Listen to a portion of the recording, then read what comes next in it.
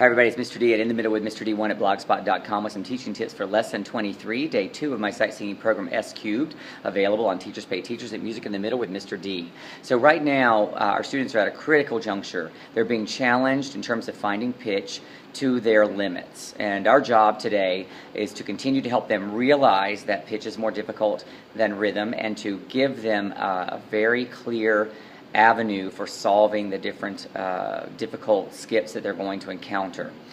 We want to take them through that process, but helping them realize it was part of day one, and now we're going to just review that in our written warm-up.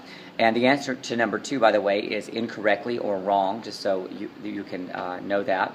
And then when you are asking them questions, basically 3 and 4 are designed to help them remember about what you did in day 1, some of the tools you may have talked about. In addition to that, make sure you emphasize the importance of hand placement.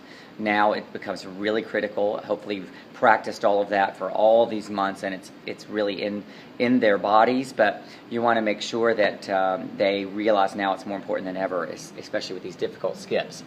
Now we're going to do a group rhythm exercise to keep the rhythm in shape, basically just to reflect back on the unison beats, because as we get to that 2-part sight singing, as you know, it's going to be critical.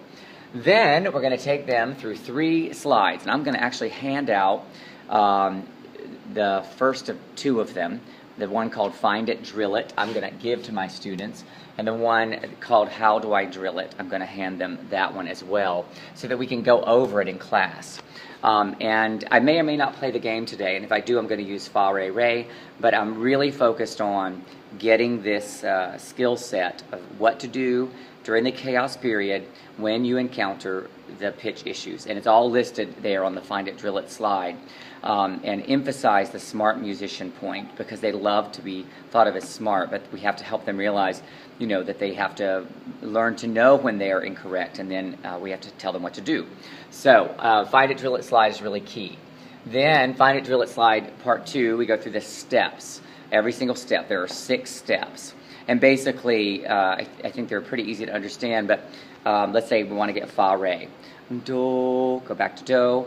Do, re, mi, fa, there's fa, and you want to get to re. Maybe you had no trouble finding the fa initially, but I always want them to go to the pitch that comes before the difficult skip. So fa began the difficult skip, they couldn't find the re. Do, re, mi, fa, there it is. Fa, mi, re, fa, re, fa, re, fa, re, that kind of thing. Helping them drill it. Now they'll go much slower than that, but having them return to do and do that is what we want to show them. And then on the next slide, we're going to use a variety of keys. There are like 6, 7 different keys. I want you to use the real key. You can quickly sing through the scale. You don't need to do the arpeggio and all that. We're not doing a sight singing example per se today, but we want them to actually practice the Find It, Drill It skill. So we're going to let them sing a scale, and then I'm going to give them just a few seconds to on each number to find the skip, to find the re, and then to find the fa, for example. And then they're going to sing it back and forth, and I'm going to say, okay, stop. Now, here's do. You guys are going to now sing the re, fa interval, or whatever the interval is. So that is what you're going to see in the teaching video, and it's going to take a bit of time. I'm going to give them time to practice finding difficult skips. That's the key.